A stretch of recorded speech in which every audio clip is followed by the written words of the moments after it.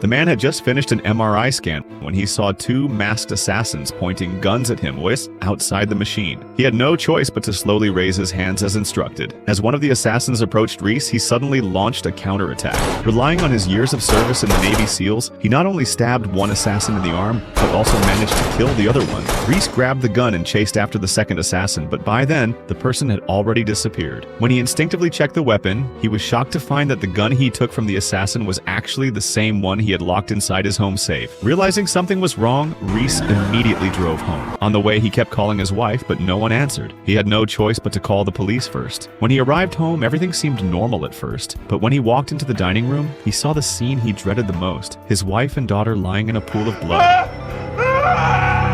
The police soon arrived at Reese's home to investigate. Agent Hornfoth and a journalist went to inspect the hospital scene, but found no trace of a struggle, only the dead doctor's bloodstains. Hornfoth concluded that either someone had cleaned up the scene immediately, or Reese was mentally unstable and fabricated the whole incident. That night, the journalist brought the police report to Reese's house to reconfirm the details of the case. But Reese noticed something suspicious in the report, whether it was his teammate Boozer's suicide the day before, or today's emergency call after the incident. Agent Hornfoth was always the first on the scene. Normally, emergency calls should be handled by the local police. Why was a federal agent involved directly? Sensing something was wrong, Reese quickly placed the journalist's phone into a signal-blocking pouch and gave her a military-grade anti-tracking phone, telling her to contact him only through that device from now on. Late at night, unable to sleep, Reese opened his computer and began investigating the federal agent. One unintentional action made his heart race. Hornfoth's eyes were identical to those of the assassin at the hospital. Reese then broke into Hornfoth's house and stole all the data from his computer. After checking, he discovered that Hornfoth had secretly accessed his fingerprint records from the database. At that moment, Reese remembered if Hornfoth really was the assassin who escaped, he would definitely have a penetrating wound on his arm. That night, Reese broke into Hornfoth's house again, this time shoving a gun directly into his mouth. He ordered Hornfoth to raise his arm, but strangely, there was no wound. Reese was still convinced something was wrong. Under pressure, Hornfoth confessed everything.